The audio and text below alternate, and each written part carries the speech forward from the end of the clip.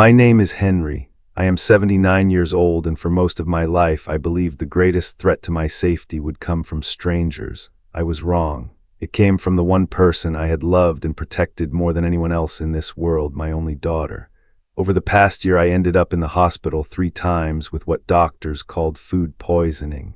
Each time they told me it was likely something I had eaten. I believed them at first. But deep down I felt there was something else, something darker. One quiet morning I noticed my daily heart medication looked different. The pills were lighter, almost hollow. That was when I began to connect the dots. My daughter had been replacing my medication with empty capsules. She was not trying to help me recover from my health scares. She was trying to create them, all to speed up the day she could claim the inheritance I had spent a lifetime building.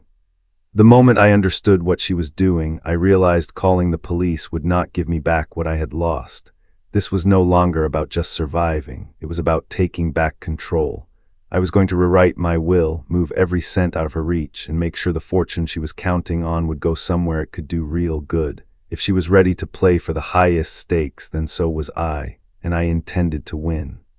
I grew up in a small town where opportunities were scarce and hard work was the only currency that mattered.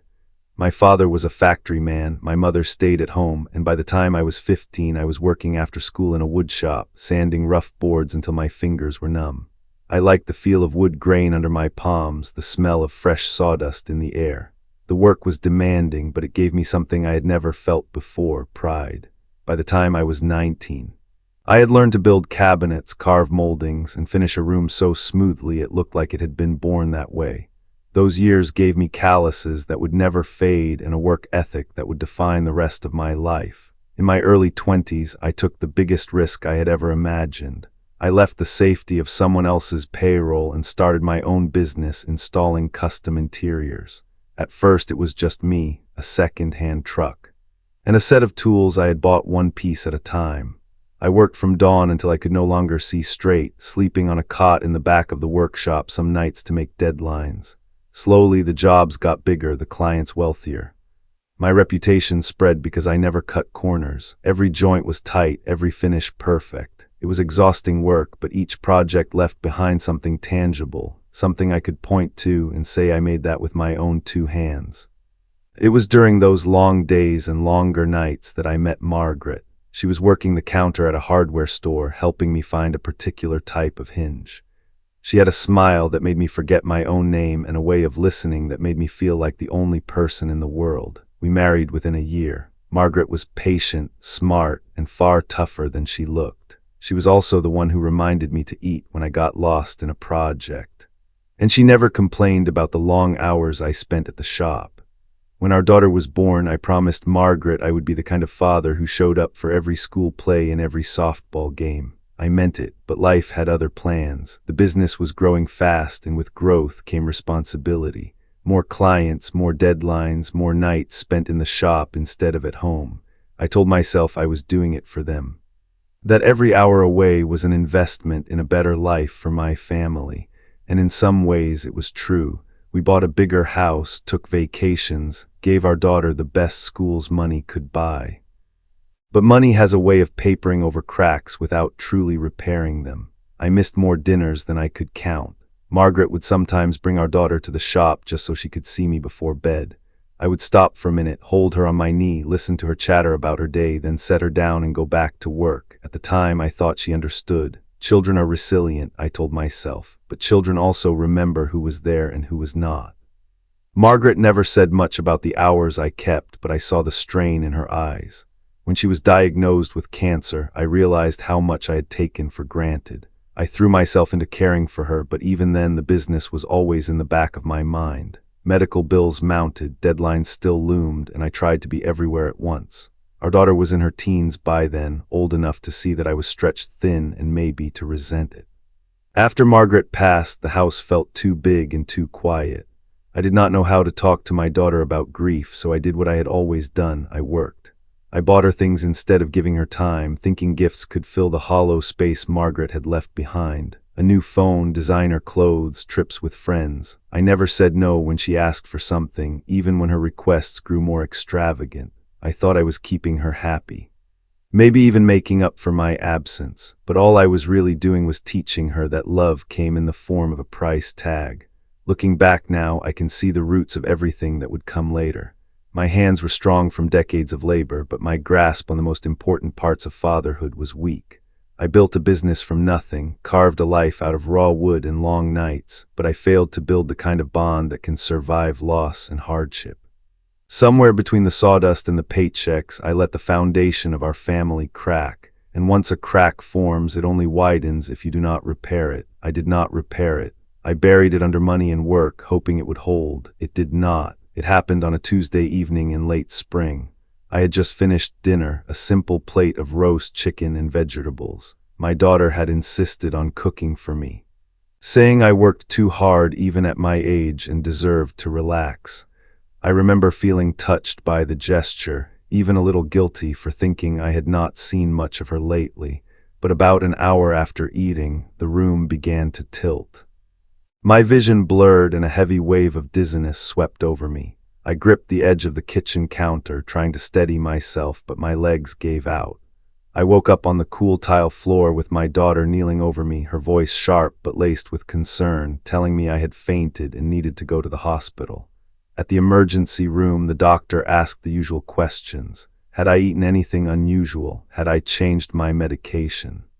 Any history of heart trouble? I told him I had taken my usual pills that morning and had eaten nothing out of the ordinary. They ran tests, poked and prodded, but nothing stood out. The diagnosis was vague, likely food poisoning or maybe just dehydration. At my age, he said, these things can happen suddenly.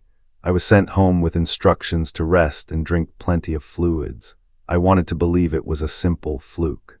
I told myself maybe the chicken had been undercooked, or perhaps I had not drunk enough water that day, but something about the timing nagged at me. I had felt fine all morning, fine through lunch, fine until after dinner, and dinner had been prepared entirely by my daughter. That night after she had gone to bed, I sat at the kitchen table with a small notebook I had kept for years to track business expenses. I turned to a blank page and wrote down the date, the meal, the time the symptoms began, and everything I could remember from the hour before I collapsed. I noted the dizziness, the sudden weakness, the way my heart seemed to race and slow in uneven bursts. I told myself it was just so I could explain it better to a doctor if it happened again, but deep down I already felt a shift. Over the next week, I read over that entry more times than I care to admit. It was not just what had happened that bothered me, but the look on my daughter's face when I came to on the floor. Concern, yes, but something else too, something I could not name at the time. Almost like she was calculating something behind her eyes. I dismissed it as my imagination. I did not want to think badly of her. Still, the notebook stayed on the kitchen counter, a pen resting on top of it. Every time I walked past it, I felt a strange comfort. Like I was quietly preparing for something without even knowing what it was. I did not realize it yet, but that fainting spell was the first drop of water before a storm. And storms, I would soon learn, always leave a trail you can trace back to their first sign. A few weeks after that first dizzy spell, my daughter began to visit more often. At first, I welcomed the company. She would bring over a casserole or a pie, sometimes sit with me in the living room and ask about my day. I thought maybe we were finally finding some common ground, that the distance between us was closing. But then the conversation started to take on a different shape. One afternoon, she leaned forward in her chair and asked if I had updated my will recently. I laughed it off, saying I had no plans of going anywhere anytime soon. She smiled, but it did not reach her eyes. The next time she visited, she asked if I had a power of attorney set up in case something happened and I could not manage my own affairs. Again, I brushed it aside, telling her I could handle my own business. She nodded, but I could feel the air in the room shift.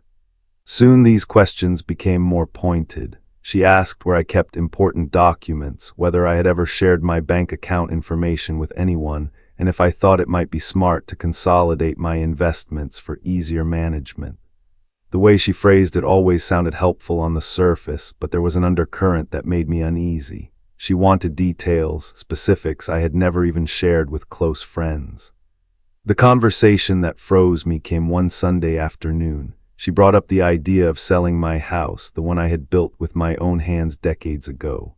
You could move into a smaller place, she said. Less upkeep, less stress. You could enjoy your retirement without worrying about repairs and yard work. She made it sound practical, even kind, but I heard something else beneath the words. That house was the largest single asset I owned. Worth more now than I ever imagined when I built it. Selling it would mean liquidating a major part of my estate, turning it into cash that could be moved or spent more easily. I told her I was not ready for that kind of change. She pressed harder, painting a picture of me struggling alone, of the house falling into disrepair, of me getting hurt while trying to fix a broken step or a leaking pipe. I had handled far worse in my lifetime, and she knew it. But the persistence in her voice was like a cold draft through a closed window. That night I sat at my desk, the same desk where I had balanced my company's books for years, and tried to push the conversation out of my mind. Instead, it lingered, circling like a hawk above an open field. I told myself she was only thinking ahead, being responsible, making sure I would be taken care of. But the truth was, every time she asked another question about my finances or my future, something inside me recoiled. It was a quiet, steady chill that I could not shake. I did not call it suspicion yet, but I knew that the ground between us was changing, and not in a way I could trust. It was a small thing at first, so small I almost ignored it. My daughter had taken over the daily routine of preparing my medication, pouring my morning water, and sometimes even plating my meals. She said it was just to make things easier for me, to save me the trouble. I told myself it was a thoughtful gesture, and for a while I let it happen without a second thought. But one morning, after she had dropped off my pills and left for work, I caught myself wondering when was the last time I had actually handled my own medication. I could not remember. That bothered me more than I expected. I had always been independent, always taken care of myself, and now I was letting someone else control the one thing that kept my heart steady. So I decided to make a change. The next week, without telling her, I prepared my own pills. I kept the bottles in my bedroom instead of the kitchen and set them next to my alarm clock. Each morning I would pour a glass of water, take the pills as prescribed, and then go about my day. The results startled me. The lightheadedness I had come to accept as normal began to fade. The odd moments of nausea disappeared. I slept better. My energy came back in ways I had not felt in months. At the end of that week, my daughter came by earlier than usual. She was carrying groceries and said she would fix me lunch. I watched as she reached for the pill organizer on the counter, clearly expecting to find it where she had always left it. When she realized it was gone, her eyes flickered for just a moment before she smiled and asked where I had put it. I told her I had moved it to my room for convenience. She laughed it off, saying she would bring it out later so it would not be forgotten. The following morning, she arrived again with breakfast in hand. She placed my pills and a glass of water in front of me like old times. I decided to take them without argument, curious to see if anything would happen. Within an hour, my heart began to race. My chest felt tight, and a heavy thud echoed in my ears with each beat. I sat in my armchair, forcing myself to breathe slowly, waiting for the sensation to pass. It did eventually, but it left behind a cold certainty. 2 weeks earlier, I had been guessing. Now I was drawing lines between cause and effect. A week on my own regimen, and I felt fine. One morning back on hers, and my heart rebelled. The pattern was too sharp to ignore. I did not want to believe it.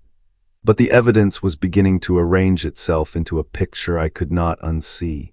My daughter was not just caring for me. She was managing my condition, managing it in a way that seemed to make me worse, not better. And the more I thought about it, the more I realized that whatever she was doing, it was not an accident. I knew that suspicion alone would not protect me. If I confronted her without proof, she could twist the story, call me forgetful, confused, even paranoid. She had already been planting seeds with subtle comments about my age and memory to neighbors and acquaintances. I needed something undeniable, something that could stand on its own no matter what lies she told. So I decided to gather evidence quietly. I bought a small pen camera online. The kind that looked like an ordinary writing instrument but could record hours of video with decent sound. I left it in a cup by the kitchen doorway, angled toward the counter where she usually prepared my food and my pills. I also made sure to keep my real pen nearby, so if she noticed it, she would not think anything of it. For the next week, I let her go about her usual routine. She would arrive with groceries, chat about small things, and then set out my pills with a glass of water. I would accept them, but most days I found an excuse to spill them or forget until she was gone. Then I would take the pills into my bedroom and examine them under a desk lamp. It was on the third day that I noticed something odd. One capsule seemed lighter than the others. I twisted it apart carefully over a white sheet of paper and found it was empty inside. No powder, no medication, just a hollow shell.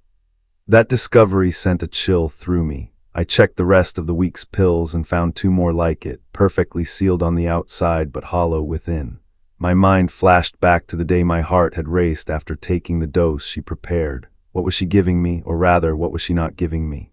I took photos of the capsules next to a ruler for scale, making sure the images were clear. Then I placed them in a small plastic bag, sealed it, and wrote the date on the outside. It was not enough to show intent, but it was a start. I called Robert, my lawyer of more than 20 years. He had helped me navigate business contracts, real estate purchases, and my will. I trusted him more than anyone outside of family, more than my own daughter now. I explained what I had found, keeping my voice calm even as my stomach churned. He was silent for a long moment after I finished. "Henry," he said finally, "do not say a word to her about this. Keep acting as if nothing has changed. Keep collecting what you can, but be careful. You need to confirm exactly what is in those pills or what is missing from them. I know a private toxicology lab. Bring the samples to me tomorrow and I will make the arrangements."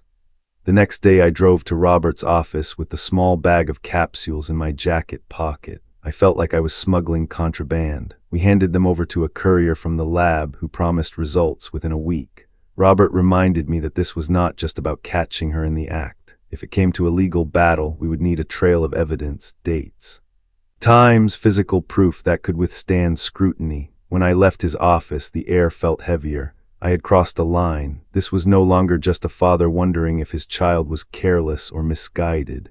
This was an investigation into whether my own daughter was actively trying to harm me, and I knew that whatever the lab found, the truth would change everything.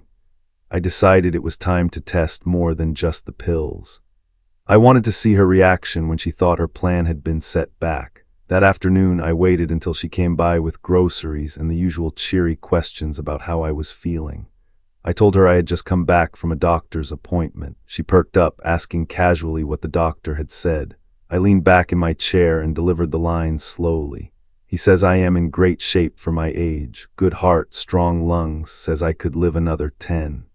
Maybe 15 years. It was only a heartbeat of a moment, but I saw it.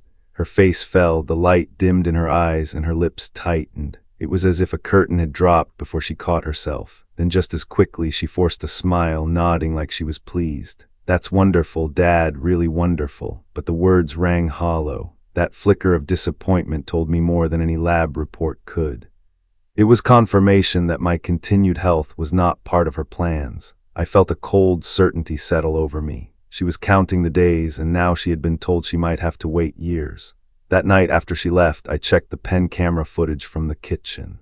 Around midnight, when she must have thought I was asleep, the camera caught her moving quietly through the kitchen in the dim light from the window. She opened the cabinet where I kept my pills, removed the organizer, and set it on the counter. I watched as she emptied some capsules into a paper towel, replacing them with something from a small plastic container she pulled from her pocket. She worked with practiced efficiency, her head turning toward the hallway more than once, checking for any sign of movement. When she was done, she slid the pill organizer back into the cabinet, rinsed the paper towel under the faucet until the powder washed away, and folded it neatly before tucking it into her purse. Her face was calm, almost businesslike, as if this was just another chore to finish before bed. I sat there watching the footage on my laptop, my hands gripping the armrests so tightly my knuckles ached. This was no accident, no misunderstanding. She knew exactly what she was doing, and if the toxicology report came back the way I suspected, I would have the proof I needed to show that my daughter, my only child, had crossed a line from which there was no return. From that moment on, I knew every interaction with her would be a performance, both for her benefit and for my safety. I would smile, I would nod. I would take the pills she offered, but I would never swallow them, because now I understood that the most dangerous thing in my life was not illness or age. It was the person sitting across the table, smiling while she plotted my end. When the toxicology results came back, they confirmed what I had already begun to accept. Some of the capsules contained no medication at all, while others were laced with a substance that could dangerously disrupt my heart rhythm over time. It was enough to weaken me, to make me appear sickly, but subtle enough to avoid immediate suspicion. That was the moment I knew this was no longer about hoping she would stop. It was about making sure she could never succeed. I called Robert and told him I was ready to move forward with the plan we had discussed. We met in his office the next morning, shutting the door and locking it before we spoke. My instructions were clear. I wanted every significant asset I owned moved into a structure she could never touch. Robert suggested an irrevocable trust, a legal entity that once established could not be undone or reclaimed. The trust would own my business, my investment accounts, my real estate holdings, including the house I had built with my own hands. We named it the Margaret Foundation after my late wife. The primary purpose, on paper, was charitable, to provide support for skilled trade education, housing for seniors, and funding for pediatric care. In reality, it was my shield. The trust would be managed by a board of trustees Robert handpicked, people I knew, people I trusted to follow the terms exactly as written. My daughter's name was nowhere in the documents. She would have no control, no access, and no legal standing to challenge it. The transfers began immediately. My construction company, now run by a capable manager, was signed over to the trust. The investment portfolio I had built over decades was moved into accounts under the trust's name.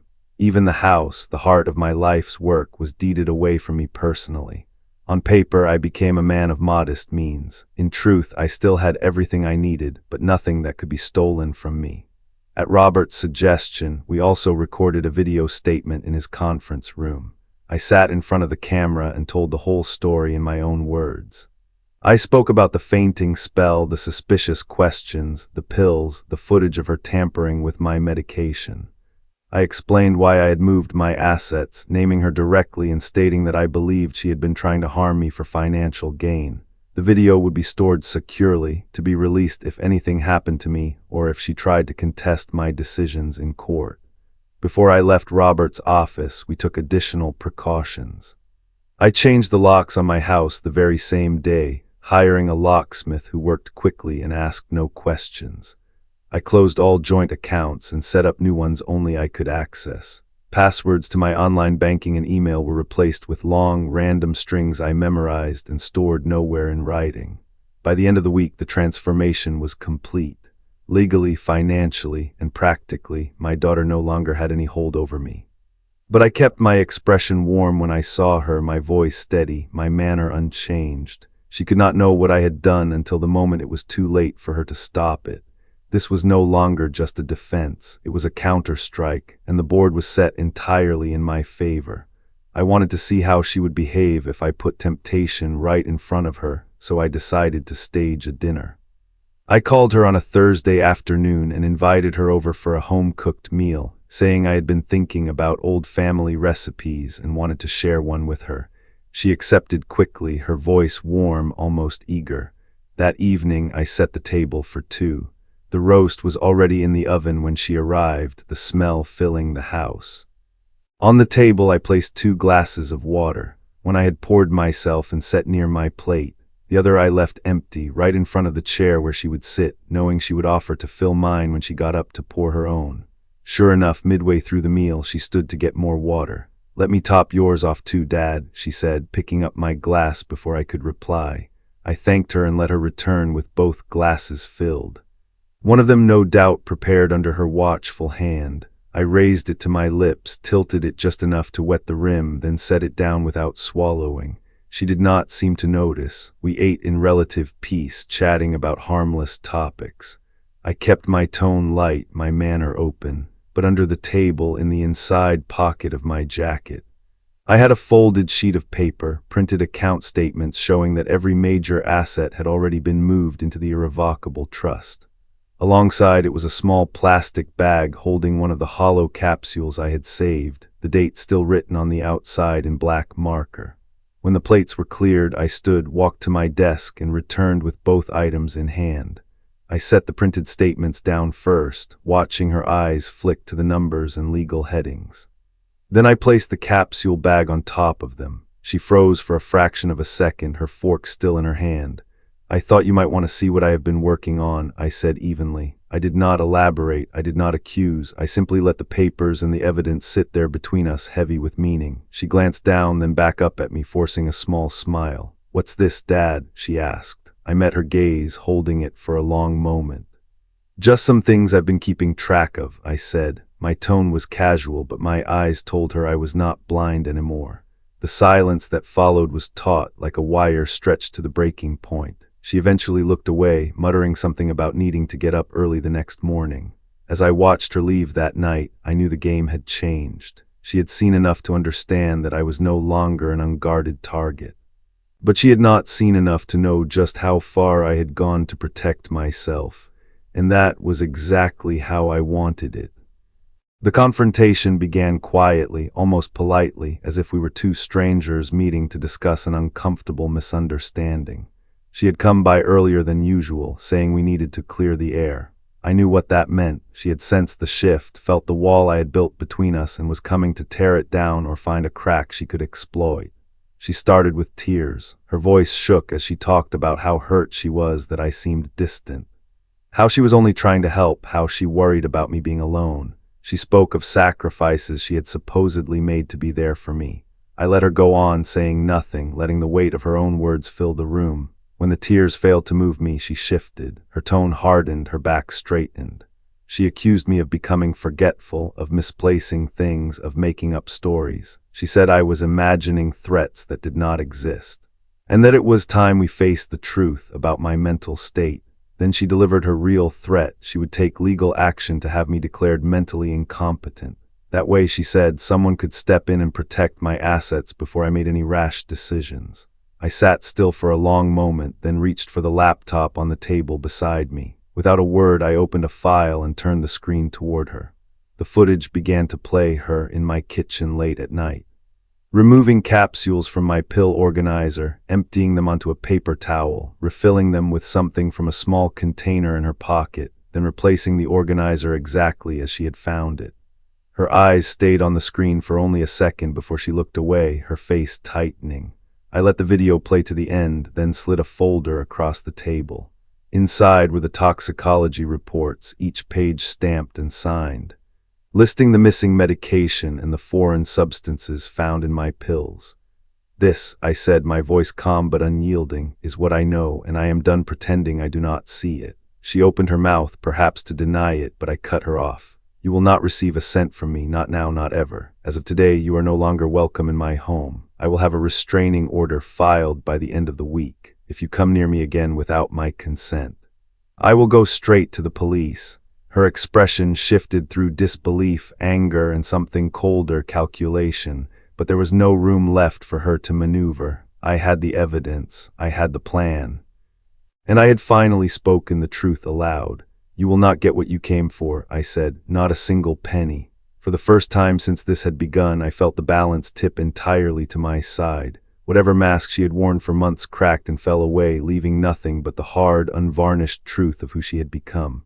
And I knew then that this was not just the end of her plan, it was the end of us. After she was gone, the house felt different, quieter, yes, but not in the heavy, suffocating way it had been when I was living under the constant shadow of her visits. This silence felt open, like a room after the windows had been thrown wide. I could breathe again. The first thing I did was complete the transfer of my assets. Every last portion went into causes that mattered to me and would outlive me. I set up a scholarship program for young people wanting to learn woodworking and carpentry. Kids who reminded me of myself when I was just starting out, hands raw from labor but full of determination. I funded safe housing for elderly victims of financial exploitation, men and women who, like me, had discovered too late that someone they trusted had been trying to take everything from them. And I made a major contribution to the pediatric ward at the local hospital. Knowing Margaret would have loved the thought of sick children having better care and brighter days. Once the paperwork was done, I found myself drawn back to the workshop. The smell of sawdust and the feel of tools in my hands grounded me in a way nothing else could. I began volunteering to teach woodworking to teenagers from the scholarship program. Most had never held a chisel or planed a board before, but they came eager to learn, to shape something real out of raw material. Watching their pride as they built their first projects reminded me of who I had been at their age and how far a skill can take you if you treat it with respect. A few months into this new routine, a letter arrived in my mailbox. It was handwritten in careful script, the kind that makes you slow down when you read it. It was from a young mother named Lisa. She explained that her son had been diagnosed with a rare illness, and the specialized treatment he needed was out of reach until my foundation stepped in to cover the costs. "Without your help," she wrote, "we would have lost him. Now he's recovering, and he's already talking about going back to school. You didn't just save his life, you gave us our future back." I sat at my kitchen table holding that letter, the afternoon light falling across the page, and felt something I had not felt in a long time. It was not pride exactly. It was more like relief, a sense that I had finally taken all the years of mistakes, absences, and misplaced efforts, and redirected them into something that could not be corrupted by greed. I will never get back the years I lost with my daughter. That part of my life is gone, and I have made my peace with it. But I have put something good into the world, something that will continue long after I am gone. In doing so, I have honored Margaret, reclaimed the integrity of my work, and found a way to be the kind of man I wish I had been all along. The past is set in stone, but the future, that at least I have placed in the right hands. I live now in a small rented house just a short walk from the workshop. The walls are plain, the rooms simple, but they hold a kind of quiet I never knew before. In the evenings, the air fills with the voices of the young people I teach, laughing, teasing one another, proud of the pieces they have built with their own hands.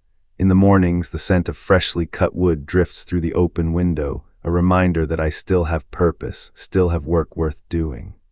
My daughter is no longer part of my life. That absence carries its own kind of ache, one that never quite goes away. But it no longer drives me, no longer shapes my choices.